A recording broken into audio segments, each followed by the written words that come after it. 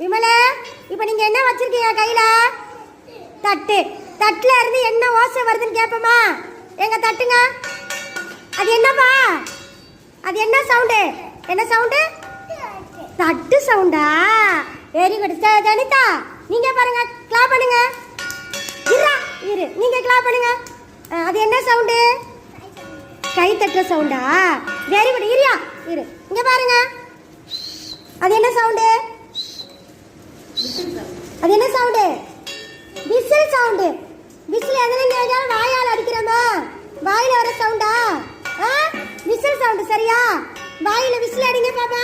ஊதுங்க, ஊதுங்க. ஊதுமா. எங்க ஊது? அடேங்க அப்பா.